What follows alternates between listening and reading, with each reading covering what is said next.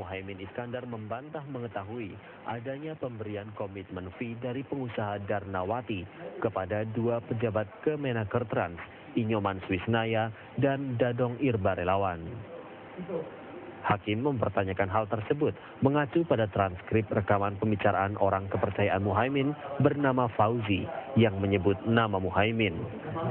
Muhaimin Iskandar juga membantah pernah dilapori Fauzi terkait soal pemberian fee tersebut. Pernah nggak misalnya secara jelas dia melaporkan kepada saudara bahwa ini ada perseteruan antara ada perbedaan pendapat atau perselisihan antara misalnya Ali Mudodi dengan Cindy Malik, orang yang menurut saudara tidak kenal ya, Cindy Malik, bahwa tapi kedua-duanya ditengahi oleh dia dengan mengatasnamakan misalnya menurut Pak Menteri atau Pak Umum itu misalnya jangan sampai katakan ada nggak Fauzi ini membicarakan dari kepada saudara? Tidak pernah, sama sekali tidak pernah.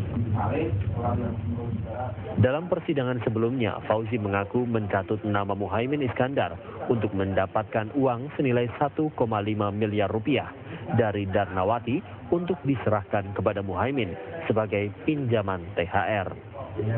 Uang komisi tersebut muncul terkait berhasil ditetapkannya 4 kabupaten di Papua sebagai penerima program PPID. Dari Jakarta, tim TV One mengabarkan. Akhirnya itu misalnya saudara ke daerah atau dalam... Iya, Muhaimin kemarin bersaksi di sidang Tipikor terkait kasus suap di Kemenaker Trans. Namun nama Muhaimin saat ini juga disebut-sebut menjadi kemungkinan atau spekulasi dari dua nama menteri yang dianggap meminta komitmen fee dari Rosa. Pengacara Rosa, Ahmad Rifai, sebelumnya mengatakan bahwa ada seorang menteri yang meminta komitmen fee kepada kliennya, yaitu Mindo Rosa Manulang. Dan siapakah menteri itu? Kita langsung akan segera bergabung atau kita akan segera mengetahui penjelasannya dari Mas Ahmad Rifai. Tapi di sini juga sudah ada Pak Max, kemudian ada Mas Yuna dari Viteta. Mas, Anda sendiri dengan pernyataan dari pengacara Rosa, Ahmad Rifai sendiri bahwa ada menteri yang meminta fee, itu sebenarnya hal baru atau sudah biasa? Sebetulnya kalau kita lihat dari logika anggaran dan birokrasi, hal itu sangat mungkin terbuka peluang dan terjadi. Anda mengatakan sangat mungkin? Iya, artinya begini, di dalam sistem penganggaran kita, menteri itu adalah pejabat pengguna anggaran. Dia mengetahui semua anggaran-anggaran, apalagi dalam konteks proyek yang besar, ya, di bawah semua di bawah kekuasaannya dia. Meskipun dia bukan sebagai pelaksana anggaran, tapi setidaknya semua persetujuan ada di situ. Dan dia menjadi rahasia publik juga, jabatan menteri itu nggak gratis, jadi caleg aja juga kita harus bayar kan. Apalagi mau menjadi menteri, ini kan juga biaya politik tinggi yang harus dibayar menteri, harus ada setoran dan lain sebagainya. Nah ini yang memotivasi adanya komitmen fee tersebut gitu. Dan saya kira tadi temuan PPATK juga mengkonfirmasi bahwa ada 1-2 menteri yang menggunakan transaksi mencurigakan. Nah, baik, mungkin itu... Mas Ahmad Rifai sudah hadir. Mas Ahmad, silakan bergabung bersama kami di Sofa Merah. Anda sangat ditunggu ya, Anda berani mengeluarkan statement yang bikin gonjang-ganjing loh ini minggu ini ya. Bahwa ada ada menteri yang meminta komitmen fee kepada klien Anda dan merujuk pada 2 nama menteri yang pada pekan ini akan bersaksi di sidang Tipikor. Kemarin sudah ada Muhaimin dan besok Rabu rencananya Andi Malarangin. Berarti akan 2 nama ini sekarang sedang disorot. Sebenarnya siapa nama menteri itu? Iya. Jadi kita masih akan melihat apa dari pengakuan-pengakuan dari Bu Rosa. Memang Bu Rosa betul menyampaikan bahwa ada seorang menteri yang meminta fee 8%. Itu disampaikan kepada saya ketika kami menginterview. Kapan interviewnya Mas Ahmad? Iya, itu dari hari Minggu lalu ya. Minggu lalu. Itu menyampaikan seperti itu. Kemudian saya sampaikan, apakah ada bukti-bukti yang lainnya? Dia menyampaikan ada. Sehingga ketika menyampaikan ada bukti-bukti yang lainnya, ini kan menunjukkan bahwa Bu Rosa bisa menjadi pintu masuk untuk pemberantasan korupsi. Untuk bisa mengungkap kasus-kasus yang lainnya yang ada indikasi tindak pidana korupsi. Sehingga saya bisa menegaskan bahwa Bu Rosa ini kan sebagai justice collaborator dan sebagai whistleblower.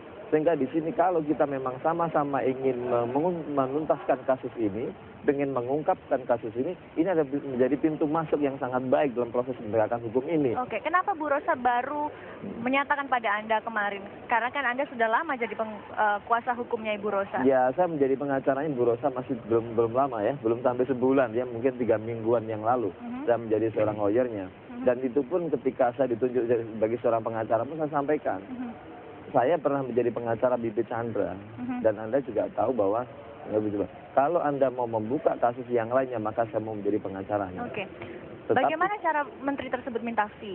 Iya, mereka memang ada pertemuan, kemudian dia menyampaikan ada nilai proyek sekian, kemudian meminta bagian 8%. Di mana apakah pertemuan Anda itu, mau Mas? dan sebagainya. Di salah satu di kediaman menteri itu. Di salah satu rumah dinas. Ada menyebutnya di Widya Chandra kan, Pak? Iya. Di Widya Chandra. Itu 2 menteri itu sama-sama berumah di situ ya? Saya tidak tahu, coba lihat saja seperti apa kan gitu ya. Dalam proyek apa? Kita masih belum bisa menjelaskan, tetapi saya akan berusaha dalam minggu-minggu ini atau paling lambat minggu depan kita bisa membuat laporan secara resmi kepada KPK.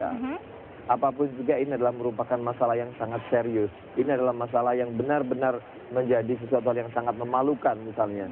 Kalau sampai seorang menteri pun di rumah dinasnya meminta bagian seperti ini sungguh sangat memalukan bagi saya. Betul. Ya. Tapi apakah Ibu Rosa selain pengakuan juga memiliki bukti-bukti yang lain? Pasti, kita juga akan mendalami sejauh mana, termasuk apakah ada indikasi lain, ada bukti lain, apakah ada saksi lain dan sebagainya. Tentu kami sebagai seorang lawyer akan melihat sejauh itu. Dan kita akan memperdalam apa yang telah dimiliki, minimal hal ini akan menjadi petunjuk bagi proses penegakan hukum itu untuk mencari alat-alat bukti yang ada. Nah, ini adalah membutuhkan keseriusan. Mestinya kalau kita semuanya sepakat untuk pemberantasan korupsi, Rosa bisa menjadi pintu masuk dalam proses penegakan hukum, termasuk pemberantasan korupsi ini. Menteri itu dari partai apa? Dari Kita partainya tidak mau Pak Max menyebutkan bukan? partai lebih dulu ya, tapi kita akan memprosesnya. Ya. Baik. Akhirnya sekarang 2 menteri ini bisa dikatakan sedang galau ya, karena ini namanya bisa jadi kemungkinannya cukup besar itu salah satu di antara mereka Andi Malarangin dan juga Muhaimin, karena kedua-duanya juga akan bersaksi di pengadilan tipikor, dan kata Pak Ahmad Rifai memang salah satu menteri tersebut akan bersaksi di pengadilan tipikor. Nah, Pak Max, Anda sendiri melihat ini agak deg-degan nggak kalau seandainya ini nanti lagi-lagi menteri dari Demokrat?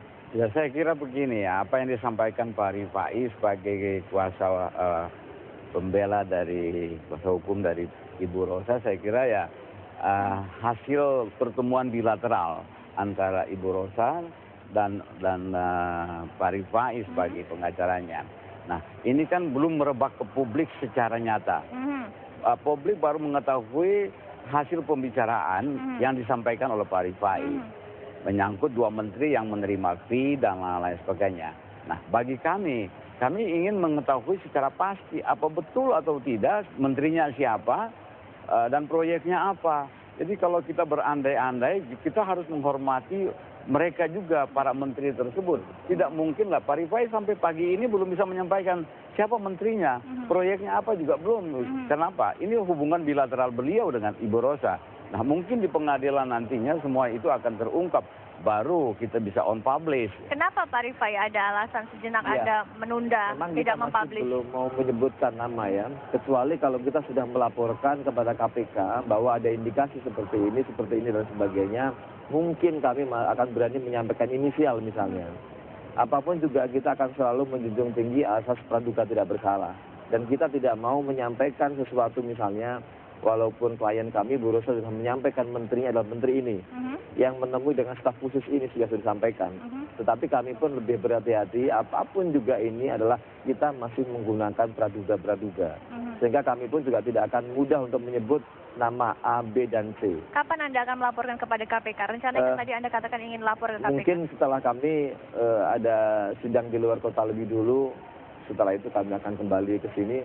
Mudah-mudahan saya bisa di dalam minggu inilah, paling akhir minggu depan kita sudah bisa memproses kasus ini. Baik, kawan sebentar Pak Max, kita akan lanjutkan perbincangan ini usai jeda pariwara berikut. Kawan kita Mas Yuna dari Fitra mengatakan bahwa ini kemungkinan sangat mungkin. Sebenarnya modus seperti apa yang bisa dilakukan? Kita akan membahasnya usai jeda pariwara berikut.